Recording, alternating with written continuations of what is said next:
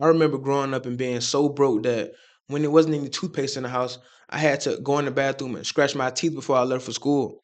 I mean, we were so broke that I even created a sandwich. I called it the Hope Sandwich. It's where I took the two butt pieces of bread, and right before I opened the fridge, I hoped that it was something in there to put in between both slices, whether it be condiments, but hopefully it was some deli meat. Now, I may have exaggerated just a tad bit, but I did that to get your attention. But what about the people who do this over and over again, seeking the same initial attention that they already have? Well, in today's video, we'll be diving into this bizarre competition known as the Struggle Olympics, where people are training year round to win this big race to the bottom, and they're trying to beat me and you there. Well, let's meet them at the finish line and figure out just why they feel the need to over exaggerate the struggle all the time.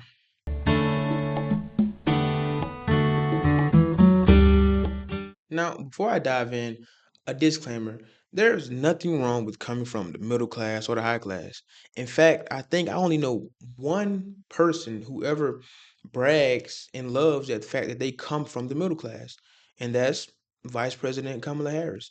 I grew up a middle class kid. I come from the middle class, and I have never forgotten where I come from. I mean, all the time she says how much she comes from a middle class family. And that's beautiful. But why do people feel the need to shy away from their upbringing and their childhood? You know, you have the rappers. Every rapper I've listened to, they've got it out the mud and came from the struggle. But when you do some more digging, they have a loving two-parent household. And the influencers who brag about coming from the streets, all while streaming from a four-story mansion that's secluded on a private street. So why do these people always do this? Why? They don't feel the due diligence to do their homework and deep dive into the people they support and throw their life savings at because they feel the need to connect with these people. So the sadder the story, the more money they can get. The sadder the story, the more they struggle, the more support they'll have from outside communities. Personally, I come from struggle and I don't see the need to ever brag about my struggle. Do you not have any other, I guess, interesting characteristics that you can talk about besides the struggle aspect? Now, your struggle may be your whole personality and you're struggle Steve. Now, I understand paying homage, but paying homage is one thing that's like brief. Now, when that becomes your whole personality and it warps you into this hardened street life person, then what are you? For the rappers who brag and boast about being from the street life, although they grew up generally pretty well, you know, the Tigers, the Iggy Azaleas, even the Drakes. Drake, one of the most versatile artists, can do it all. But he wanted to rap about the street life. For what? Not too sure. He can literally sing and he'll be A-OK. But the one thing that people push back on him for, he profits off it, which I understand as an aspiring businessman myself. But when adults do it, the kids want to do it.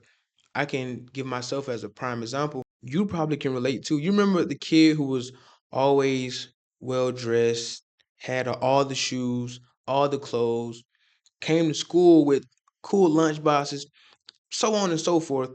The older we got and the more we moved up through our grade levels, this kid also it was almost an instant change in their attitude.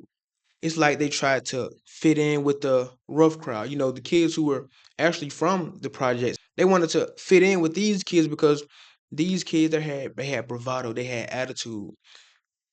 But why is that? Why is it that they wanted to be a part of the struggle? Well, it's because they didn't want to feel like outcasts. They didn't want to feel like that their materialistic things were better than you. So I'm gonna stoop down to your level just so I can show you that I can also get dirty too. Just because I got the new KD 7s, I can go outside. I can cuss. Who cares? Right? Everyone, and I mean everyone, wants to be the rose that grew from concrete. And that's okay because I understand wanting to come from somewhere and look back and say, I finally did that. Now, I can say that personally, but the people who can't say that, they're chasing ghosts, trying to be something. They want to overcome obstacles when you don't have to overcome obstacles. You have a car, you have a road, you have a median. You literally can drive, but you would rather get out your car, throw the keys across the bridge in the water, take your shoes off in socks, and walk 500 miles to your destination rather than using what's already given to you to get there.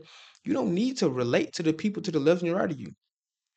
The goal in life is to get through the finish line by any means possible.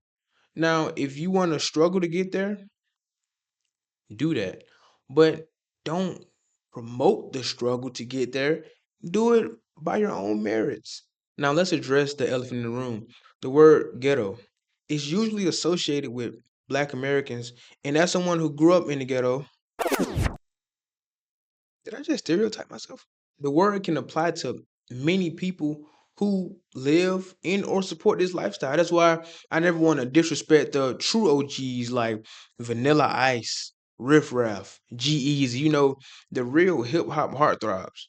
God damn it, I almost forgot Machine Gun Kelly too. My bad, MGK. People who play on the sympathy of their consumers, whether it be through music, consultations, or even people who are going out their way to create medical conditions or even lie about pre-existing medical conditions, all for money, support, and fame in some cases. These people are the lowest of the lows of the contestants who compete in the struggle Olympics. It's like the regular Olympics, but these people are the ones who won the gold medal, but they got caught using PEDs. Yeah, it gets that bad. You have people like Lance Armstrong, who made a career of riding on lies while faking his way to triumph. Probably do it again. And then you have people like Kirsten Cunningham, who turned a sob story into an entire scam, all while playing on the emotions of her supporters. These people are, I don't even understand. I tell you what, we need to do a case study on the brains of compulsive liars. We should take their brain out their heads and do an entire, because there is something genuinely wrong with these people mentally. Do you know that it's estimated that Lance Armstrong told 10,000 lies during his, I guess, lying run? 10,000. Because one, after your first lie, you have to make up another lie. And then you have to make up another two lies to support your first two lies. So this cycle goes on and on. And then you dig yourself in a hole so deep that you just have to go along with it because you never expected people to get behind your cause and support you. But if you would have just thought ahead and I don't know, told the truth, maybe you'd have been a-okay. No one would have cared. People care once their emotions and feelings get involved and they're invested in your recovery and in your success. But by crushing these people's hearts, you eliminate any support that you may have had if you would have just told the truth to begin with. And then you have the GOAT. I'm talking about the Michael Phelps of the Struggle Olympics. He took it to a level that the game can no longer really, no one can duplicate what he did. Like he's genuinely the undisputed GOAT of the Struggle Olympics. Who's that Pokemon? I'm talking about Jussie Smollett. You faked an entire thing that gained national coverage. Empire. He said, this MAGA country punches me right in the face. Fighting, fighting, fighting. Then it just stopped. You went and lied in the faces of hundreds of millions of Americans about what actually happened to you. You staged, paid, and staged yourself to get beat up, all to say it was a hate crime. Now, most of our contestants who compete in the Struggle Olympics, they don't take pride in their craft. They don't really put the work in the off season the way Justice Smollett did. He revolutionized the game. Like it's like I'm at a loss of words. I can't even really speak on it. So let's just move on because I get excited when I'm talking about one of the greats. It's actually wild how people fabricate lies about their life just to be poorer than the next person. And a genuine question, what do you actually stand to gain from trying to be poor? Are you trying to relate to your poor demographic? Because think about it. You don't need to be scraping by in order to be successful or well liked by people. And another thing, I just check this out. You're trying to relate to the people who can't even support you financially rather than appealing to the people who actually have the money and catering to their needs. Now, I understand it's about balance. You don't want to, I guess, price anyone out or forget about your roots or where you come from. But once you get to a certain level, it's like, okay, you guys can't really help me to where I'm trying to get to. So let me go to the people who are already there and use their support to get where I need to get to, and then go back and give back. But these people, they don't even go back and give back. They just struggle all the time. And you have to think, why are the struggle Olympics so profitable? Why is the struggle so cool? Is it because the rappers make it seem and sound cool? Because I can speak from personal experience. When you're going through that, that's not something that you want to rap about or even sing about in some cases. I don't want to let the world know that I had to sneak outside to turn the water on just for me to take a bath. Like, that's not something I want to promote over and over again. Like, that's something that you might want to go to therapy for and sit down and talk to someone about. Funny story, right? So, growing up, as I said, I was less fortunate than the next person. I was my family's child prodigy. Everyone told me that I was going to be something. My teachers, they said, you're going to do great things, but don't fall into the wrong crowd. Now, I said to say this, I'm not the only person that was said to, because too many times you hear the people in the struggle Olympics saying what? My teacher said I wouldn't be anything. My mom didn't believe in me. My siblings didn't believe in me. No one believed in me but me. So you're telling me after your out of your whole X amount of years being on earth, no one had faith in you? Like nobody? Going back to my last point, you may need some therapy. Because how did every one of your teachers, how did everyone tell you that you weren't going to be nothing? But the people who are around you, no one heard anyone tell you that you weren't going to be anything while growing up. Because mainstream media isn't the place for therapy. If anything, it's a giant echo chamber of people feeding into your delusions, making you want to struggle more and more and more.